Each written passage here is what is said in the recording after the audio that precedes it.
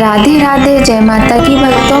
आप सभी का स्वागत करती हूँ स्पिरिचुअल ज्ञान साधना में और आप सभी से अनुरोध करती हूँ कि स्पिरिचुअल ज्ञान साधना को सब्सक्राइब कर लीजिए और बेल आइकन को प्रेस कर दीजिए ताकि आपको नई नई वीडियोस का श्री शिवाय नमस्तुभ्यम। जय माता की, राधे राधे भक्तों। कैसे हैं आप सभी लोग? आशा करते हैं सभी लोग बहुत अच्छे होंगे। भक्तों, कल सावन का अंतिम सोमवार है।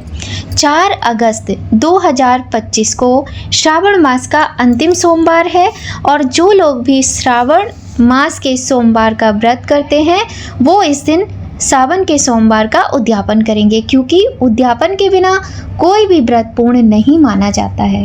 भक्तों, सावन का पवित्र महीना 11 जुलाई 2025 को प्रारंभ हुआ था और इसका आखिरी सोमवार 4 अगस्त को है, जबकि 9 अगस्त को सावन का महीना समाप्त हो जाएगा।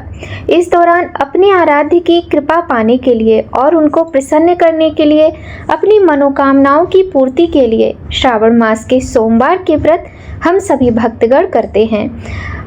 जब भी हम कोई भी व्रत करते हैं तो उनका उद्यापन करना ज़रूरी होता है और जब महीने में किसी भी दिन का व्रत किया जाता है तो उसका उद्यापन भी अवश्य किया जाता है, क्योंकि बिना उद्यापन किए व्रत का पूरा फल आपको नहीं मिलता है। उद्यापन का मतलब ही होता है पूर्ण होना। इसीलिए किसी भी व्रत के पूरा होने पर जो अंतिम पूजा या अंतिम व्रत किया जाता है उसी दिन उद्यापन किया जाता है। यदि आपने कोई मान्यता के व्रत किए हैं तो 4 अगस्त को सावन के अंतिम सोमवार के दिन व्रत का उद्यापन अवश्य करें। यदि आपने संकल्प लिया है कि आप 16 सोमवार व्रत करेंगे तो आपको 16 सोमवार व्रत करने के बाद 17वें सोमवार के दिन उद्यापन करना होता है प्रातःकाल। तो ये आप अपना देख लीजिए कि आपको 16 सोमवार व्रत करने हैं या फिर आपको सिर्फ श्रावण मास के ही व्रत करने हैं। भक्तों, आपको आज श्रावण मास के सोमवार या 16 सोमवार या जो भी व्रत आपने किया हो मासिक सोमवार का, उस व्रत के उद्यापन की संपूर्ण और सटीक जानकारी आज आपको इस वीडियो में मिलने वाली है। तो आप सभी लोग वीडियो में बने रहिए शुरू से अंत तक, जानकारी आपके बहुत काम आएगी। भक्तों, सावन के सोमवार के व्रत का उद्यापन करने के लिए आपको कुछ वस्तुओं की आवश्यकता होगी। इनका आपको पहले से ही अरेंजमेंट करना होगा। इस विषय में हम आपको बता देते हैं। सबसे पहले आपको भगवान शिव और पार्वती जी की प्रतिमा या फिर फोटो लेना चाहिए। इसके अतिरिक्त पूजन सामग्री के लिए आपको भगवान के लिए एक सफ़ेद वस्त्र जरूर लीजिएगा और कुछ फल ले लीजिएगा। देखिए, अपनी श्रद्धा और सामर्थ्य के अनुसार ही आपको लेना है। भगवान कभी ऐसा नहीं कहते हैं कि आपके जो बस का नहीं आप वो हमारे लिए करो, है ना। भगवान अपने सभी भक्तों को जानते हैं, सबसे प्रेम करते हैं, वो ईश्वर हैं। तो आपकी जैसी भी सामर्थ्य हो उसके अनुसार करें। भगवान भोलेनाथ के लिए एक सफ़ेद वस्त्र ले लें, कुछ फल ले लें। फल में आप आम, केला, कोई भी फल ले सकते हैं। इसके बाद आम के पत्ते और सफ़ेद मिठाई ज़रूर लीजिएगा। पान ले लीजिए और पंचामृत बनाने के लिए गाय का कच्चा दूध, दही और जो भी पंचामृत की वस्तुएं होती हैं, घी, शक्कर, शहद, ये सब ले लीजिएगा। इसके बाद आपको क्या करना है कि उद्यापन के दिन यानी जो अंतिम सोमवार है कल, सुबह थोड़ा जल्दी उठ जाइए। उठकर अच्छे से स्नान करके साफ स्वच्छ वस्त्र पहन लीजिए। जो माताएं बहनें हैं वो पीले और लाल रंग के वस्त्र धारण करें और जो पुरुष लोग हैं उन्हें सफ़ेद रंग के वस्त्र धारण करने चाहिए। वस्त्र आपके स्वच्छ धुले हुए होने चाहिए, इस बात का ध्यान रखें।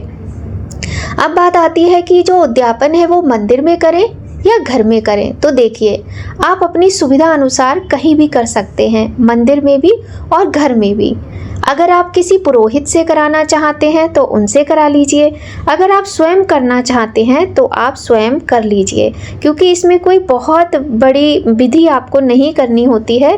भगवान भाव के भूखे होते हैं, हम तो जैसा स्वयं करते हैं वैसा ही आपको बता रहे हैं। तो देखिए, जिन लोगों ने 16 सोमवार व्रत का संकल्प लिया है वो 4 अगस्त यानी कल उद्यापन नहीं करेंगे। या फिर जिनको पीरियड आ गया है, जिन माताओं बहनों को कल पीरियड हो रहा हो मान लीजिए, उनको भी कल उद्यापन नहीं करना है। व्रत करना है आपको, व्रत नहीं छोड़ना है, लेकिन उद्यापन नहीं करना है। आप थोड़ा सा कच्चा भोजन जिसे सीधा बोलते हैं, उसमें आप आटा, चावल, चने की दाल, इसके अतिरिक्त आप थोड़ा सा नमक, हरी मिर्ची और थोड़ा घी, इस और कुछ सब्जी, चाहे भले ही आलू टमाटर रख लीजिए पर कुछ सब्जी ज़रूर रख लीजिएगा। इस तरीके से आप ये सीधा निकाल लीजिए और देखिए ये कितना होना चाहिए। इसकी क्वांटिटी इतनी होनी चाहिए कि एक व्यक्ति पेट भर के खा ले, है ना। इस तरीके से आपको ध्यान रखना है। इसके अतिरिक्त जनेऊ का जोड़ा भगवान गणेश जी और शिव जी के लिए जनेऊ जरूर रखना है। माता पार्वती के लिए आपको श्रृंगार की सामग्री रखनी है, वो भी आप अपनी सामर्थ्य के अनुसार रखिए। 5, 7, 16 जो रख सकते हैं। एक ब्लाउज का पीस, अगर अच्छा खासा आपका बजट है तो आप अच्छी सी साड़ी, सुंदर सी चुनरी भी ले सकते हैं और अच्छी क्वालिटी का सामान रख लीजिए। नहीं तो कुछ नहीं तो आप सिंदूर, बिंदी का पत्ता, छोटी सी प्यारी सी एक चुन्नी 10 रुपये 20 रुपये की आ जाती है, और आलता और मेहंदी, ये चीज़ें रख लीजिए। ठीक है, ये वस्तुएं हो गई। इसके अलावा अगर आपकी सामर्थ्य है तो आप बाहर से भी मिठाई ले सकते हैं। दूध की बनी मिठाई की महत्वता होती है इस दिन, वो ले लीजिए। और नहीं है तो आप घर में ही खीर बना लीजिए। अब बहुत सारे लोगों के मन में ये विचार आएगा कि एकादशी भी है, तो भक्तों एकादशी का व्रत जो है वो मंगलवार को किया जाएगा, क्योंकि सोमवार को एकादशी दोपहर से लग रही है और तिथि वही मान्य होती है जो सूर्योदय से प्रारंभ होती है। तो मन में इस तरह का कोई भ्रम मत पालिएगा, ठीक है। और आपको बताएं, मिश्री या चीनी, इसमें से भी एक चीज़ ले लीजिएगा। तो फल भी हो गए, सीधा भी निकाल लिया, श्रृंगार सामग्री हो गई। भोले बाबा को चढ़ाने के लिए बेल पत्र जरूर लेना है आपको। बेल पत्र, शमी पत्र, धतूरा, भांग, ये सारी वस्तुएं भी आपको एकत्र करनी है। सारी वस्तुएं एकत्र करके आप अपने घर में अगर कर रहे हैं तो हम आपको वो विधि बता देते हैं। देखिए, आप किन्हीं पुरोहित को बुलाकर करवा रहे हैं तो बहुत उत्तम है, अति उत्तम है। फिर तो आप उनको और उनकी पत्नी, ऐसे पुरोहित को बुलाइए जो ज्ञानी भी हो और जिनकी परिवार भी हो, तो एक जोड़े को भोजन भी कराइएगा। आपको व्रत रखना है, सोमवार जो अंतिम है कल, इस दिन आपको व्रत रखना है। जैसे हर सोमवार को आप करते हो, ये आप अपना ध्यान रखें, स्वास्थ्य का भी ध्यान रखें, जल फल लेकर ही आप अपना व्रत प्रारंभ करें। तो आप पुरोहित से कराएं तो अलग बात है, और स्वयं कर रहे हैं तो सुन लीजिएगा। फिर आपको क्या करना है, सारी तैयारियां आपकी हो गई है। अब एक चौकी लगा लीजिए, चौकी पे लाल कपड़ा बिछाइए, उसके ऊपर शिव पार्वती जी की प्रतिमा रखिए। शिव पार्वती जी का फोटो या प्रतिमा होती है तो उसमें गणेश जी, कार्तिकेय जी, नंदी जी सभी होते हैं, है ना। तो आपको उनको विराजित करना है आसन देकर। आसन आप पुष्प का दे दें, अक्षत का दे दें। इसके बाद आप दीप प्रज्वलित करके रखिए, धूप लगाइए। सबसे पहले भगवान को, जो फोटो है या प्रतिमा है, उनको आपको अभिषेक करना चाहिए। फोटो है तो उनको छींटे दे दीजिए और छींटों को कपड़े से पोंछ दीजिए। उसके बाद गंगा जल के या फिर शुद्ध जल के छींटे, उसको कपड़े से पोंछ दीजिए। ये अभिषेक ऐसे करते हैं तस्वीर पे। और आपने शिवलिंग है आपके घर में तो आप उनका अभिषेक कीजिए। भगवान को आपको स्नान तो कराना ही है, तो आप एक पुष्प लेकर, फूल भी आपको रखने हैं ये भी ध्यान रखिएगा, एक पुष्प लेकर आप भगवान पर जल के छींटे दे दीजिए। पंचामृत जो आपने बनाया, घी, दही, शहद, दूध और शक्कर से, ये सारी वस्तुएं मिलाकर पंचामृत के छींटे दे दीजिए। ये सब आपको करके, और तस्वीर या फिर मूर्ति जो भी हो उनको पोंछना जरूर है। शिवलिंग है तो उनको भी अभिषेक करके आप उन्हें बाद में शुद्ध जल से, गंगा जल से स्नान कराकर उनको भी पोंछ लीजिए। उसके बाद भगवान शिव जी को सदैव चंदन लगाया जाता है, इस बात का ध्यान रखिएगा। भगवान को ना तो हल्दी लगाई जाती है और ना ही कुमकुम, ना सिंदूर। तो सबसे पहले आप गणेश जी को चंदन लगाइए, पार्वती माता, कार्तिकेय, नंदीश्वर सबको चंदन लगाइए, और बाद में भगवान शिव को, अगर शिवलिंग है तो उनका अच्छे से चंदन से लेप कीजिए। इसके बाद आपको माता पार्वती और गणेश जी के रोली और सिंदूर लगाना चाहिए, क्योंकि पूजन आपको साथ में ही करना है। गणेश जी और शिव जी को जनेऊ चढ़ाइए। जनेऊ अर्पण करने के बाद भगवान को अक्षत, सभी भगवान को अक्षत लगाएं। अक्षत लगाने के बाद काले तिल चढ़ाएं शिवलिंग पर। शिवलिंग पर ही चढ़ाना है, मतलब शिव जी को चढ़ाना है आपको। और जौ चढ़ाएं, इसके बाद आप भगवान को पुष्प चढ़ाएं। पुष्प माला है तो पुष्प फूलों की माला चढ़ाएं भगवान को। और इसके बाद में जो आपने चुन्नी रखी हुई है वो माता को उठाएं, और जो सफ़ेद कपड़ा आपने शिव जी के लिए लिया है वो शिव जी जहाँ पर विराजित है वहाँ पर उसको रख लीजिए, जैसे भगवान को हम अर्पण कर रहे हैं इस भाव से। इसके बाद आपको क्या करना है, जो दान की सामग्री जो सीधा निकाला है आपने, उसमें वो थाली और जो धूप और दीप तो प्रज्वलित पहले ही कर लेना है, मैं बता चुकी हूँ। और जो मिश्री और चीनी में से कोई एक चीज़ भी आपको उसमें रखनी है, और जो मिठाई है, सारी चीज़ों को आप भगवान को स्पर्श कराइए और मन में प्रार्थना करते रहिए कि हम मूर्ख, अज्ञानी और पापी हैं, हमें कुछ भी नहीं पता आपकी पूजा के बारे में भगवान, फिर भी हम आपको जो अर्पित कर रहे हैं इसे स्वीकार करें। आप बोलते जाएं कि भगवान आप हमारी ये पूजा, व्रत और ये जो उद्यापन कर रहे हैं आज, इसको स्वीकार करें। इस तरीके से आप भगवान को स्पर्श कराकर उनके समीप सारी वस्तुएं रखते जाएं। भगवान को बेलपत्र चढ़ाएं, शिव जी को धतूरा चढ़ाएं, भांग चढ़ाएं, और बेलपत्र आप गणेश जी, माता पार्वती, कार्तिकेय सभी को चढ़ाएं। इस तरह से आपको सारी सामग्री चढ़ा देनी है। इसके बाद में आपको माता पार्वती को श्रृंगार की सामग्री चढ़ानी है। अगर आप चाहें तो अच्छे से अच्छा आप बड़े स्तर पर भी कर सकते हैं, नहीं तो आप सूक्ष्म विधि से भी कर सकते हैं। ओम नमः शिवाय, श्री शिवाय नमस्तुभ्यम, या फिर गौरी शंकराय नमः, इस प्रकार से मंत्र बोलते हुए आप ये पूजन करें। अब क्या करना है, अब आपको हाथ में अक्षत और पुष्प लेना है और कथा पढ़नी है। कथा आपको चैनल पर भी मिल जाएगी, आप वहाँ भी सुन सकते हैं। और हाँ, यदि आप चाहें तो सोमवार व्रत कथा, 16 सोमवार व्रत कथा, जो भी पुस्तक आपके पास है, आप इसको भी दान कर सकते हैं। और दान में दक्षिणा अपनी सामर्थ्य के अनुसार अवश्य रखिएगा। 11, 21, 51, 101 या फिर 501 एक का सिक्का जरूर रखिए, क्योंकि सवाया ही रखा जाता है। ऐसे ही 1.25 किलो आटा, 1.25 किलो चावल, इस तरीके से भी संख्या रखी जाती है। यदि आप इतना नहीं कर सकते हैं तो सामर्थ्य के अनुसार एक व्यक्ति का पेट भरने के लायक भोजन दान करना चाहिए। अब आपने कथा कर ली, आरती कर लीजिए। आरती करने के बाद आप भगवान से अपनी सरल भाषा में क्षमा प्रार्थना कीजिए कि हम मूर्ख, अज्ञानी, पापी हैं भगवान, हम आपके व्रत पूजा की विधि कुछ भी नहीं जानते। हमने श्रावण मास के सोमवार में सच्चे प्रेम, भक्ति, श्रद्धा और निष्ठा के साथ आपके सोमवार के व्रत किए हैं।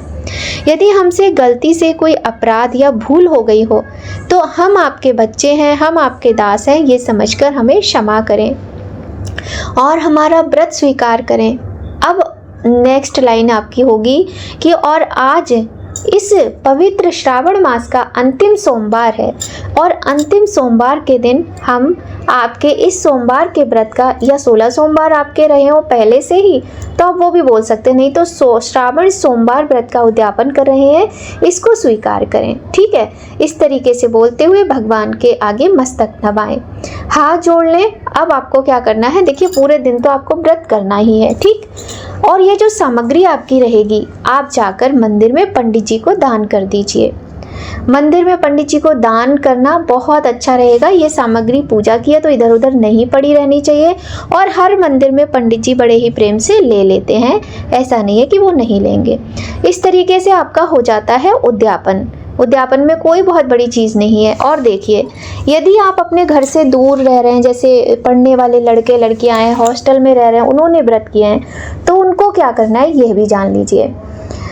आप जो भी सामान ले सकते हो, जैसे पार्वती माता के लिए मेहंदी और चुन्नी ले लीजिए, है ना। शिव जी के लिए गमछा वाइट कलर का ले लीजिए, कुछ फल खरीद लीजिए, मिठाई खरीद लीजिए, और बेलपत्र वगैरह, कच्चा दूध वगैरह सब सामान ले लीजिए और मंदिर में जाइए।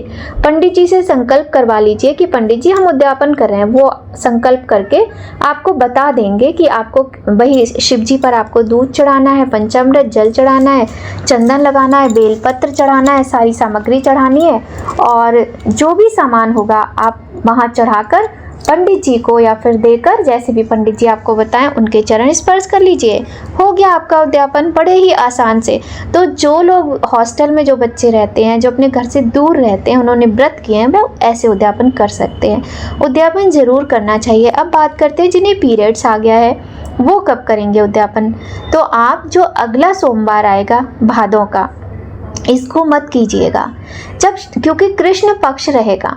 शुक्ल पक्ष के सोमवार को आप उद्यापन करेंगे, ठीक है। जिन माताओं बहनों को पीरियड्स आ जाए श्रावण मास के अंतिम सोमवार पर, या तो वो पूर्णिमा के दिन यानी रक्षाबंधन के दिन भी आप कर सकते हो, लेकिन वो आपको सुबह सवेरे करना है। निहार मुंह मतलब कि आपको नहा धो के बिना कुछ खाए पिए सुबह अपना उद्यापन की पूरी प्रक्रिया कर लेनी है, उसके बाद आप भोजन कर सकते हैं। व्रत रखने की आवश्यकता नहीं है। अगर आपके मन में डाउट आता है कि नहीं व्रत तो हमने सोमवार के किए हैं, तो उद्यापन हम शनिवार को कैसे कर सकते हैं, क्योंकि पूर्णिमा तो शनिवार को है, तब आपको क्या करना है, भादों जो अगला महीना सावन के बाद आता है भाद्रपद का, उस महीने के शुक्ल पक्ष के पहले सोमवार के दिन आप उद्यापन कर दीजिए। इसी विधि से कोई समस्या नहीं है। अब बात करते हैं जिन लोगों ने 16 सोमवार का व्रत किया है वो कब उद्यापन करें। तो 16 सोमवार का जिन लोगों ने व्रत किया है वो 16 सोमवार तक व्रत रखें, अभी उनको उद्यापन नहीं करना है। श्रावण मास में उन्हें उद्यापन की आवश्यकता नहीं है और वो करेंगे 17वें सोमवार के दिन उद्यापन। 16 सोमवार को व्रत किया जाता है, 17वें सोमवार को सुबह सवेरे ही आपको उद्यापन की पूरी प्रक्रिया करनी है। इस तरीके से होता है श्रावण मास के सोमवार 16 सोमवार व्रत का उद्यापन। भक्तों, यदि आपको वीडियो थोड़ी भी अच्छी लगी हो तो वीडियो को लाइक करें, चैनल पर पहली बार आए हो तो सब्सक्राइब करें, बेल आइकन प्रेस कर दीजिए। मिलते हैं आपसे नई कहानी नई जानकारी के साथ बहुत जल्द नए वीडियो में। तब तक सभी लोग खूब खुश रहिए, स्वस्थ रहिए, प्रसन्न रहिए और खूब अच्छे से व्रत का उद्यापन और भोलेनाथ माता पार्वती की पूजा कीजिए। जय माता की, राधे राधे, हर हर महादेव।